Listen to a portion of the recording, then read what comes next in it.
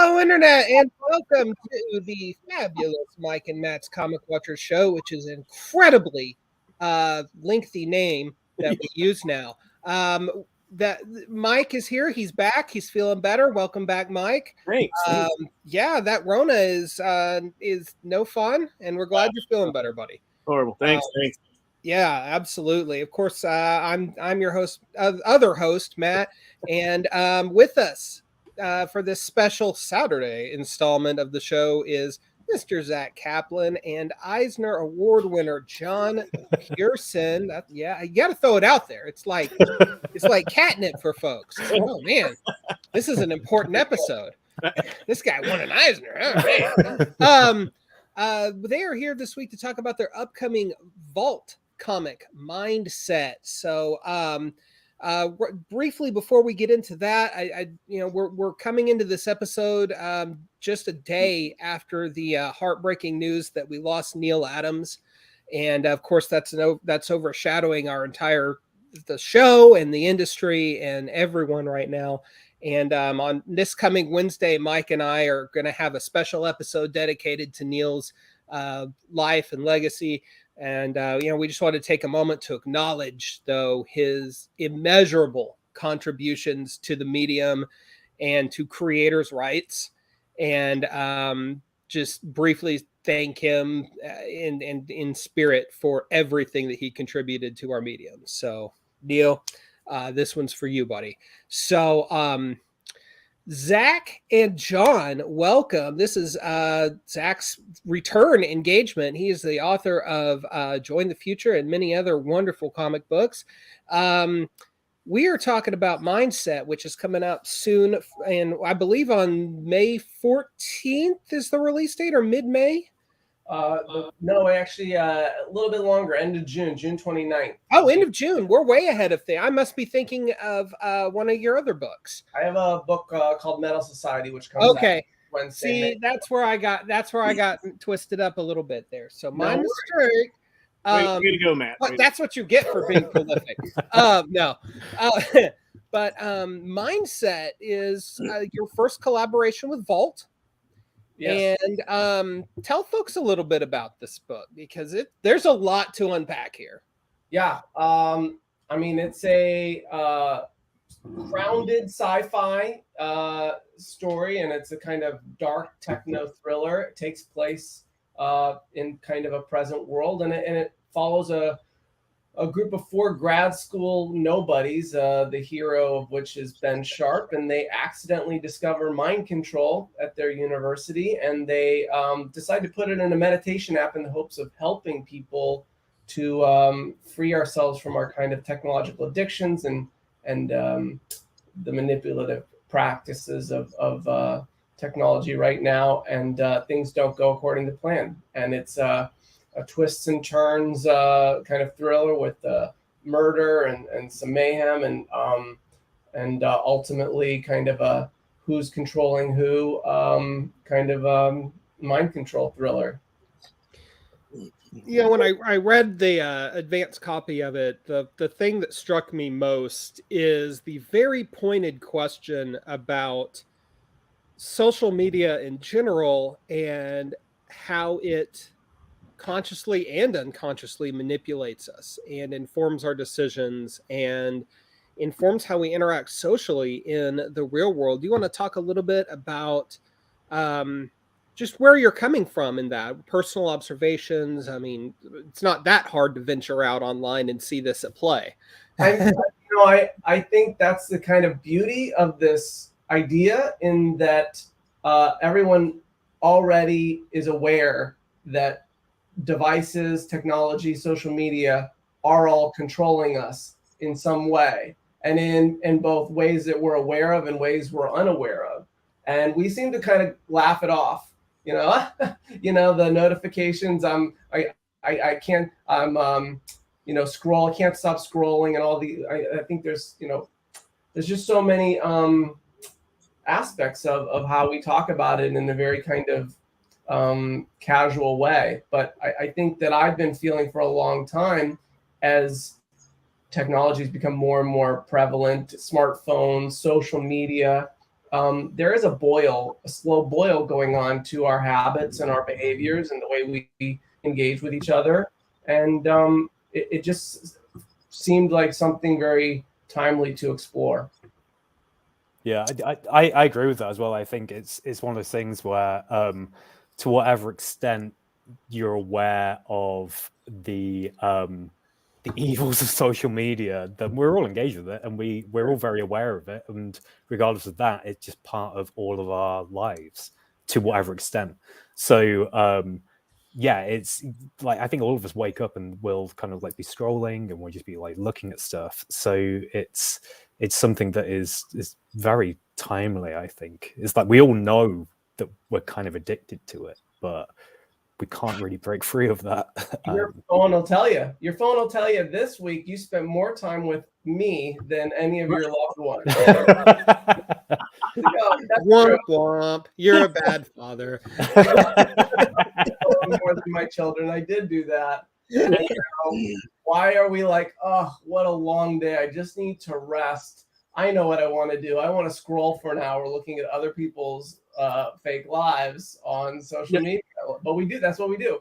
Yeah. So they're better than mine. I need to look at other people's lives. Yeah. Well, that's the other layer, right? The layer of not just the technology having influence, but how we as people have influence over each other with social media and with these devices, and how it's kind of created more than ever this kind of allure to fit in and to be part of it. You know, I think it's also the truth of that. So it's like the projections of people putting out this allure, but is that allure, what's the reality of that? Yeah. Well, and there's a certain aspect of usury to it as well. There's a brief moment in there where one of the characters is talking about this girl he's dating, and Ben is like, "Oh, she's really hot," and his friend is like, "Yeah, and she also has, I don't know what the number was, 2.5 million followers or something like that," and like, "Oh wow, that's really messed up." Yeah. That you would even care about that, let alone know that.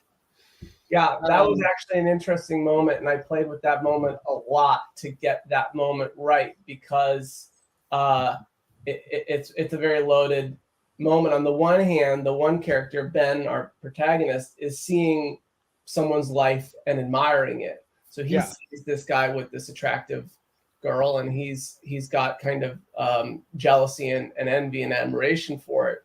But then what is the other guy appreciating? And is the other guy appreciating that this woman is attractive, or that he likes her? And ultimately it's that he's appreciating that, look, you missed the point, my friend. It's not that she's attractive, she's she's also got followers. So yeah, it's interesting how we define our value right now, and how important followers are and all this stuff. So it gave John and I a lot of fertile ground to kind of explore all of these things that are going on in society, kind of all underneath the thriller of it all, and mind control, which is a device we've seen time and time again in stories, but perhaps hopefully in a newer way here, in a more modern way. Absolutely. Mike, why don't you jump on in, bud? Yeah, John, I'm curious, when you got the script of the story from Zach, what was kind of some of your influences for the art? Because the art itself, I think, kind of tells that second story of like influencers and kind of how they're almost celebrities. It's a new age of celebrities, but you tended to like when the shock scene happened and stuff like that. Like what kind of influences and areas were you coming from?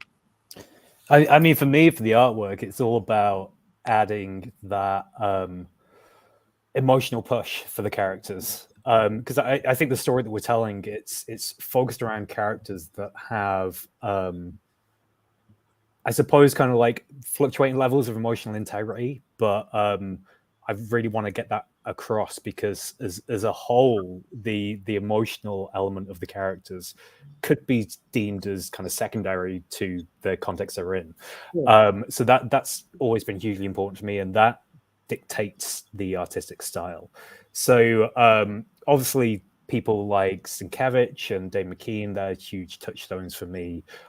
People like Baron Story, Kent Williams, but also I studied fine art at university, so all of the abstract expressionists, the Dada movement, the collage artists, like these are all huge influences on me. So having something that is a divergent practice, so being able to go off on different tangents that suits the story and emphasizes the emotional needs of the story, that's kind of where I'm at with it. Which is why the series is a variation in styles. So it's not just kind of me illustrating Zack's script, it's me taking the script and enhancing it, so it's something that becomes its own thing. And I think along with that, it's adding a different layer of subtext. And this is where we want the readers to be really engaged and to be able to not just read it and throw it away, but read it time and again and pick up different things, like specifically through the artwork. Right. Yeah, and that's one thing that really kind of grabbed me was like every transition, the art was right there with that transition and going in, and you really felt the change, the environment and the characters and stuff like that, and the art just really, like I said, just told that second story, which I thought was really really phenomenal.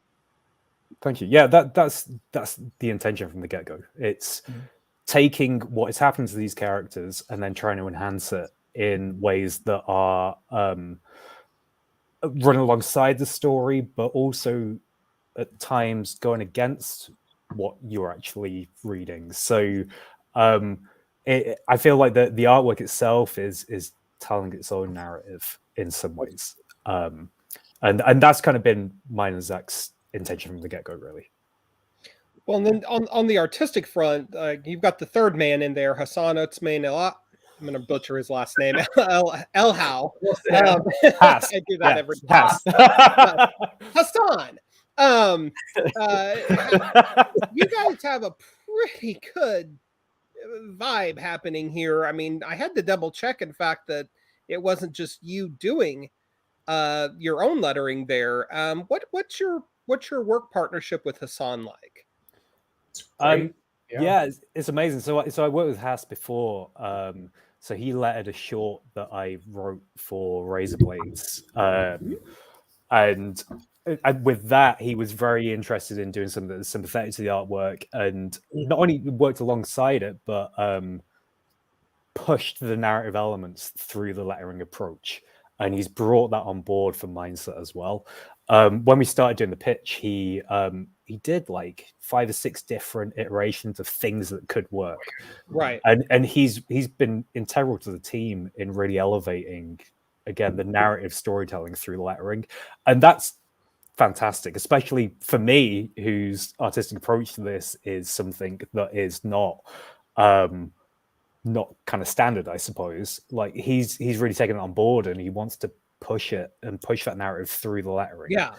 And it's just fantastic. House is powerhouse. He's amazing. Yeah. I worked with him too in Join the Future. He was the letterer, and he's always shown, I think, he's appreciated in the industry for so many comics, and he really is very good at playing with the lettering medium to fit the narrative and to fit the style that he's working in. He's very versatile, very creative, and really takes the lettering to a very, emotional level. It's doing a lot of work, and not just, gauging your eye across the page and this and that, but, there's a lot of really cool things going on with the lettering, and it works really fantastic with John. Oh, yeah, absolutely.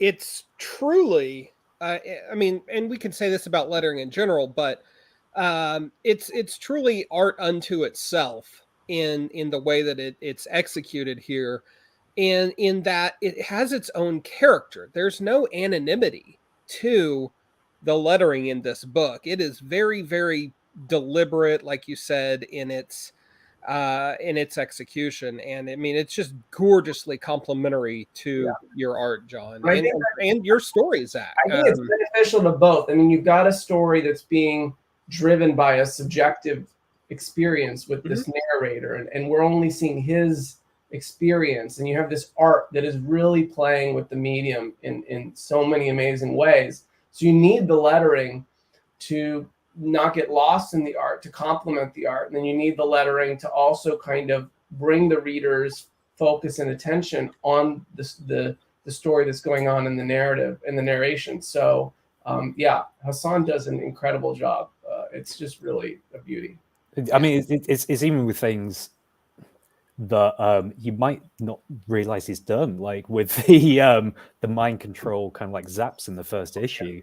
He's like, he really added on another layer of essentially artwork to that just elevated it like beyond kind of what I expected. And yeah, he's fantastic. He goes above and beyond like what would be needed. Absolutely. Yeah, it's just gorgeous stuff.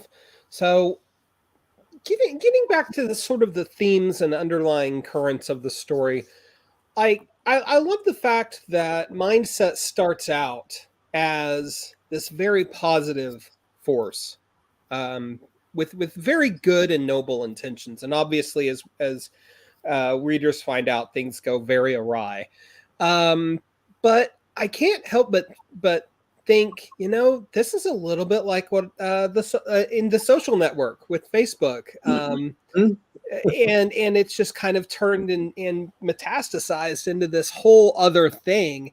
Was Facebook or Twitter or any other real world social media apps and their histories influential in kind of how you saw Mindset in and of itself? Yeah, I mean, you can't write this story without having an understanding of what's been going on. And obviously Social Network is a fantastic piece of drama that shows how that happens and shows the underlying character elements in that character that lead to that Facebook being what it is. But yeah, I don't think you can.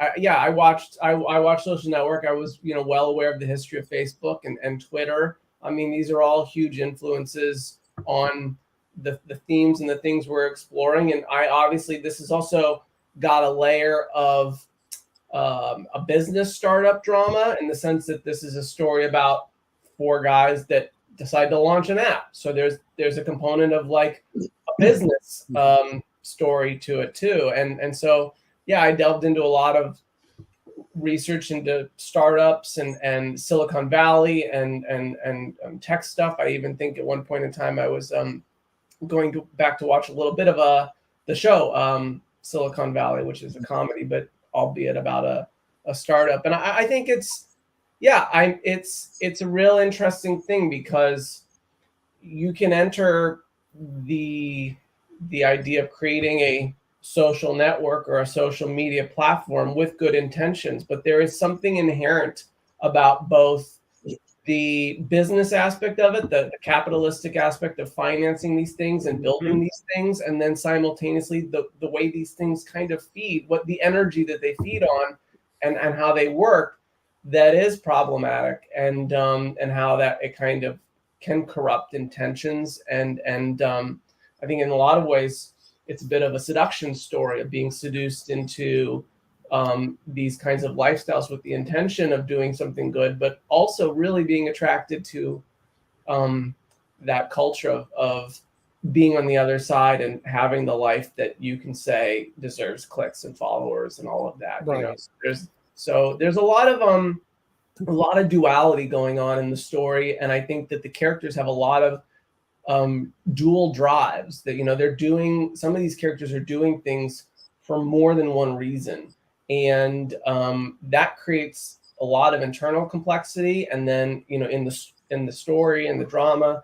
and the scenes, you're constantly trying to ask yourself, which which desire is going to win over in this moment. You know, this character has a desire both to be seen and to do some good. Which is going to win over in this moment? And I think it's something very actually human about it. You know, I think we're all growing up despite your age. We're all living through this social media time, and we're trying to find how to have our moral identities and who we want to be juxtaposed with wanting to be part of it. And it's complex. It's a good word for it. John, how did you go about trying to capture that complexity from an artistic standpoint? Because there's, you know, in the hands of a lesser artist, this could have just been, here's a bunch of people standing around talking about their app, but it's very visually arresting. What was your approach to bringing that level of dynamism to the story? So I think for me, there's a lot of nuance and a lot of layers to this story, and that's putting it lightly. It's a very complex deep dive into not only the characters we're looking at, but their relationships with each other and their relationships with technology. And as a result of that, our relationships as readers with the matter, and then our relationships with technology. So it's incredibly complex. And with that comes the complexity of the visual storytelling. So for me, it's not just a bunch of people standing around talking about their app. It's these incredibly detailed interactions, and they're all nuanced. And that's what's really interesting for me, is how can I capture these subtleties of these like conversations in a really interesting way, where you can like look at my artwork and you can get a sense of that kind of what's happening with them, and it's building on what they're actually saying, and it's kind of something on its own as well. So it's been an absolute pleasure to work on this with Zach, because it's really challenging, but it's forcing me to take some really creative risks with it. From what you said before as well, like we've always had kind of Fincher as a kind of touchstone of influence. It's like very evident, and I think that kind of comes across with the visual storytelling as well. So the use of color, kind of compositionally, and just the interactions as well. But that's why there's a fluidity with the visuals, to keep the reader not only on their toes, but kind of really engaged with what's happening, because they're not really sure what they're going to see next, I think, a lot of the time. And that is hopefully emphasizing what Zach is writing as well. I think that it's really been an amazing experience collaborating with John and putting this book together, because we've really worked alongside back and forth a great deal. And so it's really wonderful to, write a scene and then see some of the emotional aspects of the scene kind of come out in a layout in a really, exciting way. Perhaps the scene is about character feeling tense or feeling small, and then to feel that claustrophobia in a layout, or to feel a very narrowing effect in a layout that you feel like you're being pulled in. And so I think there's a lot of I think the layouts are just doing a lot of really fascinating elevation of the some of the things going on in the scenes and the stories, and I think it really enhances the experience. So not only are you seeing the story unfold visually, but the visuals are actually doing something to you, and the art is and then the colors too. The colors are opting when to be muted and when to be more dynamic. There's a lot of creativity and a lot of thought being put into because we'll both sit down with an issue and we'll go through it page by page, and we'll say, well, what's the kind of emotional takeaway with this, or and I personally like to subtly foreshadow things or kind of like reference things that are going to come, or kind of call back to different elements. And it's this kind of like, at least me and Zach sit down, we have this bigger master plan for what's happening, and then we kind of boil it down to these little subtle visuals that probably nobody will ever notice. But I think like between us, we're like, yeah, we got that in there. That's really cool. That's in control working. I mean, I'll even tell you, it's gotten to the point now, because I'm writing the end of the series now, and I'm coming to John before I script to kind of say, okay, here's this scene, and this is something that has been happening for other issues too. Before I even put it down, I'm saying, here's the scene, and here's the emotions and the themes. Let's talk about what this might be artistically and visually. Do you think this is? How do you feel? Do you feel this is a double page? Do you feel this is a lot of panels? Let's talk about it, and getting some input and insight from him about what he would like to amplify, and then I'm off writing the script. So it's a very, very collaborative, cohesive vision. It's hard to tell at this point where it's starting and ending. And so I love it. I love that aspect of it, and I love that it's giving us a lot of opportunities to really, do some exciting things with the medium. I think that was, one of the things I was excited to reach out to John about, because I had seen his work in some of his other short comics, and his work coloring in digital art in blue and green, and then his artistic work, and it's just really stunning stuff and adventurous. And he was clearly an artist that was really excited to take risks and excited to play with the just to play with art. And I thought that this is a great fit. There's really something more to be brought for this story. So it was really it's just a great style to tell this kind of story with. Yeah, I can get behind that. Mike? Yeah, Zach, how has it been when creating this type of story? Kind of, because the book does a great job at asking that question about, like, how far will you go? Kind of almost poking at the human spirit. We're like we said earlier. We're all guilty of doom scrolling before bed when we get up for morning tea and coffee and stuff like that. But even with the characters, there's that naiveness of what can go wrong. It'll be fine. Relax. And then as the story's progressing, what's been kind of those moments where you're going, yeah, we'll do this. Oh, this is me, but okay, well, just kind of playing with the human psyche. What's been kind of some of the highlights? Well, I think it's an interesting thing, because I wonder, this is probably, ironically enough, my darkest book, and also my maybe funniest book. Okay, yeah, right. If it could be considered funny at all, but I think there's an absurdity. It's absurdist at some levels, and yet I think it's pretty funny. There's a lot of funny stuff in there. Yeah.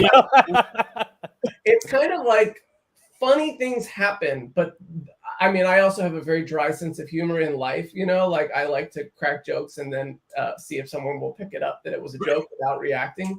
So I have a dry sense of humor. So there's this kind of, I think, dry sense of humor in the book where something crazy or absurd will happen, but no one reacts to it. But that's also kind of the layer about how absurdist our society is with some of the mind control things, and how no one is reacting to what's happening. Like, no one seems to be really paying attention, responding to how social media is changing our technology is changing our lives. And so I think that, but then, I mean, contrasting that kind of playing with and fun, and, you can't have a mind control book without a couple of hijinks. So there are hijinks, and, some in a dark Fincher-esque way.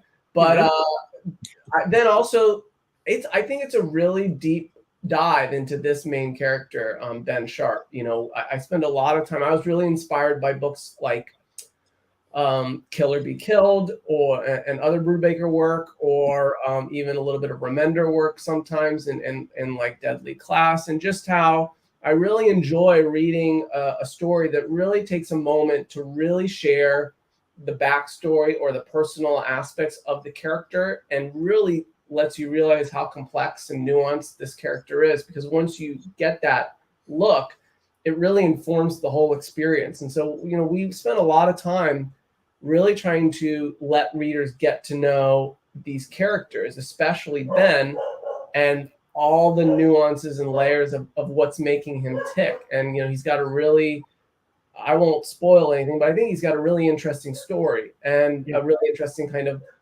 childhood and upbringing that maybe feels relatable, but is also unique enough. And so I think that, you know, it's a really interesting character to write in terms of the human psyche, and his longing to do some good and also be a part of what's happening, and therefore his desire to be influential, and therefore his desire to be seen, and therefore his desire, it all kind of cascades in a way that I think is all very normal to us. We can all kind of relate to that feeling. I mean, who hasn't tried to do some good? Yeah. And then you get seen for doing the good, and then you're like, oh, I'm being celebrated for doing this good thing that I wasn't trying to do this thing to be celebrated, but now people are celebrating me. And what am I supposed to do? Am I supposed to say?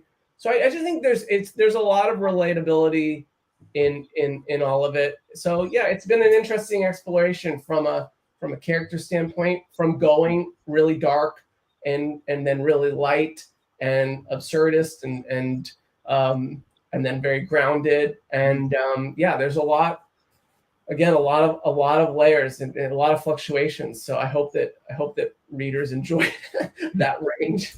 Sure. Yeah, I definitely enjoyed it.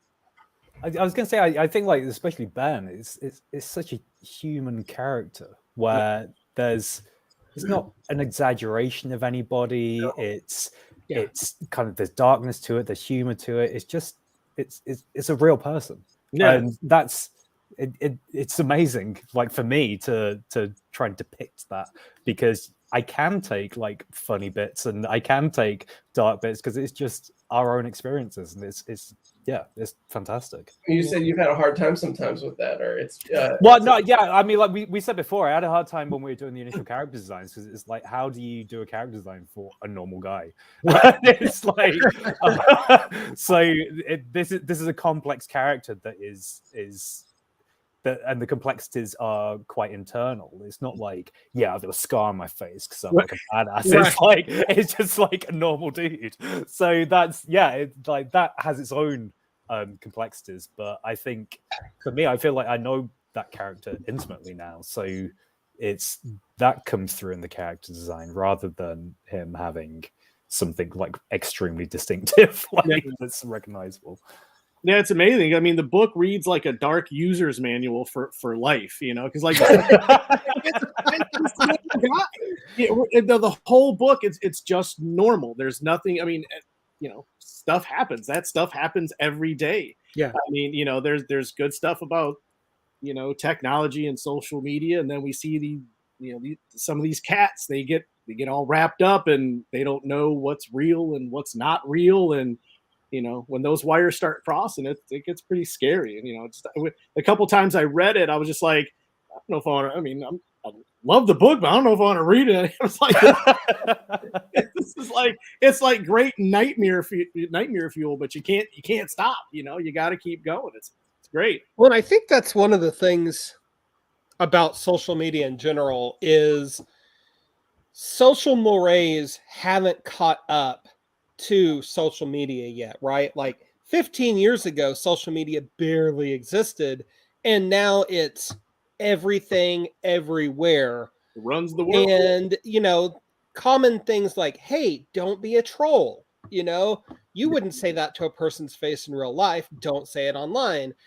Hasn't caught up to social media yet. And I think it's really playing havoc with our society in a mad way. And then when you like you illustrate in the story, when you start tying capitalistic nonsense in with it, for lack of a better term, it can get really toxic really quick. What do you have to say about that aspect of it? Well, the good news is issue 6 has all the answers to solve all of these problems. Yes, yes. I'm gonna write that down. Not only are Internet, you heard it here first. comic book creators, we've actually solved it. And You read issue 6, and it's the end of like social media issues, toxic masculinity, all this stuff. Like you read it, it's like it's solved. Like, yeah, it's fine. Big graphic, we fixed it right here. But you can't read just issue 6. I actually, you have to read 1 to 6 to experience. Sorry about that. You need the context. Yeah, You heard it here first on the Comic Watcher show. We did it. We did it. Yeah, I mean it's all really fascinating stuff. I don't think that society is caught up.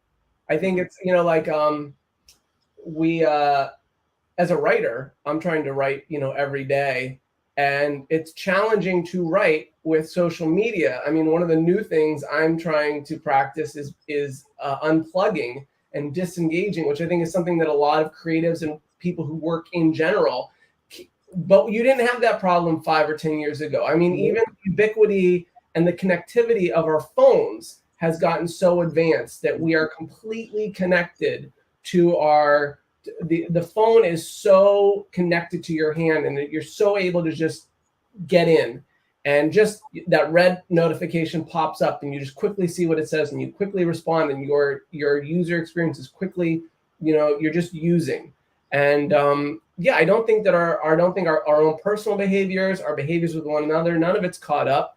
And meanwhile, the technology is advancing. So it is really scary. That's the interesting thing about this. There's actually a layer of horror to this book, but the layer of horror is purely like sociological and psychological in nature. There's no the monster is this abstract thing but you can sense the dread of it in the book and in the art and in everything.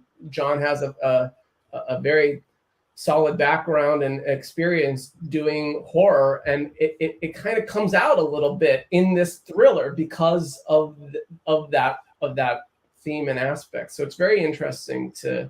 It's the horror of everyday life, though. Yes. Yeah. The most terrifying thing. Well, and I mean, to get broadly philosophical on it, what does it mean to be human now? Yeah. So I mean, this is the type of stuff that psychologists and sociologists and historians are all going to be writing massive books about 25 years from now. If a social media account is deleted in the woods, does anybody hear it? That's the question. Ooh, yeah. But so going back to what you were talking about earlier, it's like the story that we're doing, like even though it has narrative answers, like in the context of now, it's about getting the reader to reflect on, and we're kind of asking these questions that how is our engagement with social media? How is our engagement with each other? And that's really important, I think, for me, like for somebody that is continually questioning my own engagement with social media. This is like the book that we're doing is incredibly poignant. So hopefully that's the influence and the kind of reaction that readership will get. We're gonna show readers and people out there the right way to engage with social media by using it as much as possible to promote this book. And feel free to read it visually on your device over and over again at night. The positive aspects of capitalism at work. Buy our comic. We have the answers. This is my favorite thing to do with all my science fiction and with stories in general, is to find these really loaded topics and really dive in really, really deep and really explore it in a story. And then when the reader's like, so what do I do? And I'm like, I'm out. Thank you very much. Really, thanks for reading. Fun. Well, yeah, I'm still waiting for a sequel to Join the Future to give me the rest of the No. answers. Yes. So come on, man. Well, They're all. It's all. Yeah. The answers. Yeah. So But yeah, it's Good. I think that though, the book opens and the first issue is a very expansive and we're bringing the readers in to this world. And I think as the drama escalates, the situations that our characters find them in become more specific and they are really being tested. And I think by the end of it all, the character drama and what these characters have gone through, I think there are some things to take away from it. I think that readers will. I actually don't think it's a flat ending in the sense that it's kind of like, oh, no, nothing happened. I think there is something to be felt and something to be perhaps taken away from Ben and this group's experience. Yeah, definitely. I think like the emotional underpinning to everything, and also the subjectivity to some of the elements, that in itself, I think, is a takeaway for even a casual reader, just to be like, oh shit, is this kind of, how am I like this guy? Like, am I like the opposite of this? Like, it's enough to make them kind of readdress things, I think. Yeah, reflect a little bit. There are some other great characters that are coming that we are only getting snippets of in the first issue that I'm really excited for readers to get to meet more. Really some really complex secondary characters. I mean, there's a guy that we meet in the first issue named Peter Winfield, who's this very well-off VC who's made it. He I think they say that he invented a portion of cloud computing, and now he's a billionaire, and he invests in tech startups, and he's kind of the icon of Silicon Valley, and his philosophy and how he defends or shares his perspective is really just fascinating to explore. Ben has a love interest in the story that I won't go into too much, but her name is Hannah, and she's just kind of part of this world, but just very interesting too. And then his partners that he's building this app with, they're all these really unique voices, the three other guys, and especially the one that kind of comes in at the very end of issue 1, Aton. Is this kind of genius character that Ben kind of admires, and I don't want to give too much away, but I think what's nice is issue 1 kind of introduces all the characters and really focuses on Ben, and then as the story gets going, there's a lot of different perspectives about this, and that gives us an opportunity to have this discussion that we're having now within the book. So what you're saying is there's no easy answers. Is no there way. No way. I don't believe that. The answer is there. Yes. The story's not going to have a pat ending. Well, you have to read it and find out. That's not the ending now. What are you doing? What are you doing? Golly. Let's flip a little bit the script here. How did you guys come together creatively? Social media. That's probably at least part of the answer. I apologize. I liked, and then I pinged, and then he drop pinned, and we zoomed, and you slid into my DMs, didn't you? That's kind of. I might have. I can't remember where I slid in. Did I? I had this idea for a while, and I was really looking for the right artist, and I kind of saw what was happening over the past couple of years in comics with some great comics that were really taking, I mean, there have always been great comics that have taken creative risks, but Department of Truth was something that I was like, this was very interesting to do, thrillers, and I saw a couple others, and then I think it was Blue and Green that I saw John's coloring, and but he was a digital artist on it. And so as I started to look at his work, I saw that he had done a few other comics, and I saw that he was an artist, and the art just blew me away. And I reached out and said, do you want to make a comic, or what are you looking for? Are you interested in create your own? And he was open to it, and I shared the idea with him. Did I share? I don't know if I shared many ideas or this one. You shared a few, but I think this one really stood out straight away. I think there's a few others, and I was like, yeah, I don't know, but this one was like, yes, definitely. Yeah. Because I think the context of this, straight away I knew it was something a little bit different to what I'd done before, but something that I knew that I could really do something interesting with. And yeah, I was just instantly excited. And I think like we kind of just gelled straight away. We were just kind of chatting, and yeah, it was just a nice kind of instant connection, I think. That's awesome. I love hearing stuff like that, because I mean it's a positive thing about social media, in stark contrast to what we're talking about for the last 45 minutes. Good stuff can't come out of social media. And just but there's obviously some logistical challenges too with you guys being on completely different continents, that the internet and social media, I'm sure, helped ironed out a little bit in ways that wouldn't have been possible 20 years ago, 25 years ago.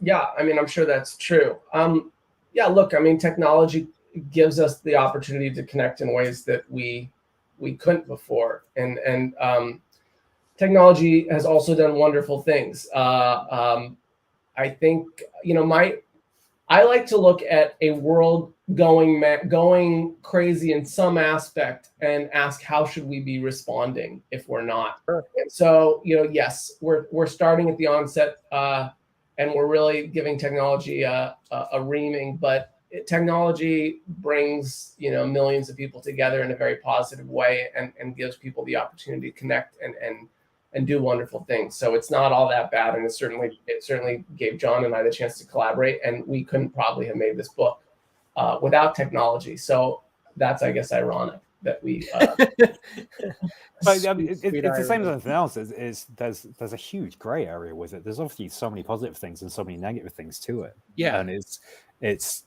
again, this is why we're doing something where it causes that reflection on it. It's like, well, what is your own take on it, and what is your own engagement with it?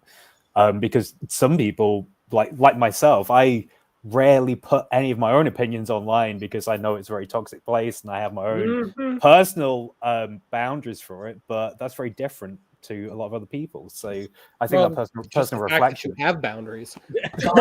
Exactly. Yeah, like a lot of people don't have boundaries. But John hates bunny rabbits, but he won't talk about it on social media. No, I don't. Well, it's those giant English hares. Bunny rabbits of large dogs. Very frightening. I've not said this to you, Zach, but like I follow a lot of wombat accounts.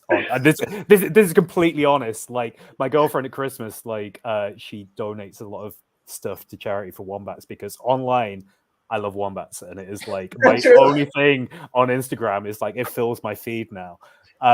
It's like it used to be just art, now it's just like wombats. Wombats are wombats in the United Kingdom. Are there wombats? No, it's in Australia. It's in Australia. Okay. But yeah, but that's kind of. That's like the opposite to kind of a lot of the toxic stuff on social media. So yeah, I think this is, again, you have your own reflections on how you engage with stuff. But yeah, it's a tool, and it can be a positive tool, but it can be a completely detrimental tool as well. I think, and the comics industry too, publishers and everything, and we're all finding our way, but I think that technology is allowing us to get comics into people's hands in ways that we weren't before, and to connect readers with content. I mean, look, everyone here is watching this podcast all around wherever they are, and so it's a positive thing. And our collaboration with Vault, and bringing the idea to them, and everything is digital communication, and we're all exchanging ideas and working with cover artists all around the globe. And talking to retailer shops all around. We're all connecting with technology. So there's a positive way to do it, for sure. Yeah, absolutely. Absolutely. Mike? Yeah. No, one thing I just want to point out, especially for folks that are just going to hear audio. I mean, this isn't all like, doom and gloom. One thing I do love about the book is that it has like an exceptional flow with not overdoing it. It's not preaching, you can't be on social media and you can't use it. It's more of like, once again, tapping into that almost naiveness that almost everyone has when on social media. What's real? What's fake? What opinions are viable and stuff like that. But I think this book does a great job at kind of, even for the casual, like John said, even for that casual reader can get a hold of this and go, oh, wait a sec. Well, yeah, I think maybe I do need to, kind of stay off it, or not stay off social media, but almost like re-examine how you do social media and what you comment, and are you what are those, right? And it's I don't know, I guess it's just another way of looking at, are you replying to a person? Is it a valid conversation, or is it just kind of going into cloud air and you're just arguing with some bot or something like that? But this book does a great job, I think, of addressing and kind of re-examination. It's really good, really great. Thank you. Yeah. I mean, and also I think in addition to the themes and the character stuff that we've been diving in deep, it's a thriller. First and foremost, it's a thriller about this app and all the criminal aspects that unfold, and murder and all this kind of, there's all sorts of that just classic thriller story structure to it. And I think it's a great mystery with lots of twists and turns. So I think that, you can come for the enjoyment of reading a Fincher dark thriller and stay for the themes and the character and leave thinking about all the stuff we're talking about. But there's a lot of and the art has got those thriller vibes too. So it's just it's been a lot of fun to kind of explore that stuff, but in a fun thriller. I think as well, like a lot of the time online is that polarizing kind of approach that people have. Is kind of either one thing or the other. You're either kind of left or right, or you're right or wrong, and all this other stuff. Yeah. And there's no room for gray area online at all. Like if you're on the fence, then subtlety is you're very wrong. lost. Yeah. if you're indecisive, then you're cancelled, or like you're right. Like But I think like with what we're doing with Mindset is we're kind of taking that, and then we're adding so much nuance, so much subtext, and so much gray area with the exploration of it, and the interactions, and the just the kind of thriller nature of it. It's this roller coaster ride that isn't black or white, and that's where the interest is. That's where I think the engagement is you can read this book and then you'll just be hooked, and along with that, you'll think about it in the context of the wider world and your own kind of interactions, and that's sensational for me, and that's why it's been such a pleasure for me to work with Zach from this. So it's safe to say that at some point you guys are going to work together again.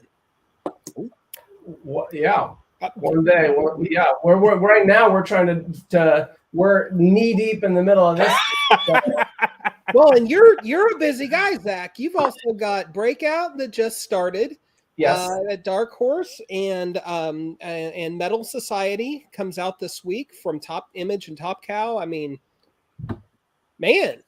Yeah. I got more on the way too. So I just lost my mind, and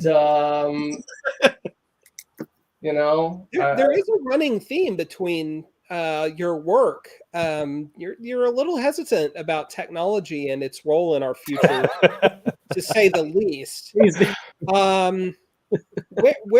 Where does that come from, man? Is that just kind of an overdose of science fiction as a young man, or? I love my science fiction. I definitely grew up on it and grew up on all shades of it. I think actually it comes from me growing up as a kind of Spielbergian kid in the Midwest, and really having a kind of hopeful, idealistic view of the world. And I think as I've become an adult and a parent of young children, and I've seen some of the things that are happening, it's quite clear to me that the world is changing faster than ever. And I don't know. I have this perhaps naive voice in my head from my youth that says the world was always supposed to stay the same, and why? What is going on? It's not supposed to change. It's supposed to get better very slowly, but it's not supposed to change so drastically and test us so dramatically. And no one seems to. Everyone, we're all being boiled by these very quick changes, and so I find myself wanting to use science fiction and storytelling to kind of say, what are we supposed to do when we what is our personal responsibility and what is our obligation as people to one another, to ourselves, to the people we love, to society as a whole. What are we supposed to do? I really like to explore stories about our place in the world and how we're supposed to react to these very crazy, fast-paced kinds of experiences. So, and again, then I solve these problems and I share them at the end of the story, and then it's all we have the answers. Yeah, we fix that's interesting. I like, for me actually, I feel like you are kind of like if Spielberg was presented with nihilism and kind of asked to solve it. Thank you. That's a compliment. Yeah, I feel like I'm like if the kid from E.T. grew up and but then like found all this crazy stuff going on, and it's like, what? Yeah, I don't know who the modern if he grew up and became what, but yeah, it's just and I am a little cynical about it, only because we don't seem to be solving anything anymore, so I don't know. I'm in general, when it comes to the little things, I'm a very optimistic person. I really try to believe the best in people. And I do believe the human spirit is very strong, but there's a lot of things going on in the world that are not, especially with technology, and it does not, and social media and all of this, and it does not seem to be getting resolved. So yeah, I'm a little nihilistic in that regard. That's fair. That's very fair. That's very fair. Yeah. John, do you echo any of those sentiments? Oh yeah, absolutely. I am incredibly positive but incredibly nihilistic, like simultaneously. Like we were talking about dualities earlier. I feel like as an artist, all artists are just full of dualities. You're one thing and another, and you're just this kind of scales like tipping one way or another. And yeah, absolutely. I think but that's the pleasure, is exploring that through the art. It's absolutely there's no kind of solid answers. It's, well, I'm not sure how I feel today, so this is what I'm going to present to a readership. And yeah, that's my job, that's my role, and it's amazing. But yeah, I think in today's context, it's easy to be overly negative and overly like nihilistic or pessimistic. And I feel like for all of our sakes, we can't do that. We need to find the positivity, and we need to find a route out of negative situations, really. Mm-hmm. Otherwise, where is the future, I suppose? Absolutely. Put the phones down, people. Put the phone after this podcast. Yeah. After the put the phone. After you contact and order mindset on your phone. Yes. Put it down. Contact and order mindset. Also follow us online. I'm at ZACK KAPLAN across all social media platforms, and then mute your phone. Yeah. I have a Substack. Technobabble is my newsletter. I'll be on that too. But then after all of that, definitely get rid of the technology. But this is the thing. It's like technology is our lives. There's no going backwards or putting the genie back in the bottle. So we need to learn how to live with it. Once we started paying with stuff through our phones, and you could just tap the phone with Apple Pay and all that, whatever you got. And I'm just like, we're doomed. It's way too easy for me to blow my paycheck from my living room now. I don't even have to get up. Yeah. If you're gonna blow your paycheck, make sure you do it with Mindset Issue 1. Mindset Issue 1. June. I'm gonna order 50 copies of this. On the phone. Ships Mindset #1 comes out at the end of June. It's from the wonderful folks at Vault Comics who just doing some fantastic things in the industry right now. They're a really strong independent voice. We can't say enough great things about Vault. Tim Daniel doing incredible design for the book, and Adrian Wassel just such a brilliant editor, and the whole experience has been really fantastic so far. That's outstanding. Well, Zach, John, thank you guys so much for taking time out of your day to hang out with us. Yes. We'll have to do it again. Maybe when the series wraps, we can look back and reflect at how right or wrong our predictions for the future were, and you'll have the answers then. Yes, we have to make sure we come back together around about December or so to when the book concludes to talk about the answers and present them to the world in a fundamentally paradigm shifting way that will enlighten the entire we won't be able to do it online though, because after you read that final issue, nobody will. Right, the internet you'll be removed. Well, I'll tell you what. Then we'll all just meet at NYCC or wherever, whatever the last big con is towards the end of the year, and we'll just yell as loud as we can from the stage. Yeah. Zach was right. We told you. Months ago, we tried to tell you guys. That's right. That's right. Followed by a quick round of Bring Out Your Dead. Guys, thank you so much for hanging out. The book is the first issue, absolutely fantastic. Make sure that you pre-order it now from your comic shop or online, however you get your comics. Just make sure, folks, that you get out there and read it, because it's cool and it's not superheroes. There are comics out there that are not superheroes, believe it or not, and they're really, really cool. So, Zach and John, thank you so much for providing one of those great comics, and for all the work that you do in the industry, because you guys are really doing some good and unique stuff out there. So thank you very much. Until next time, I'm Matt, and this is Mike, and this is our Silly Comic Watchers show. Thank you so much for watching, and until then, read something cool, support your local comic book store, and above all else, be good to each other. Thank you so much. We'll see you next time. Come on, outro.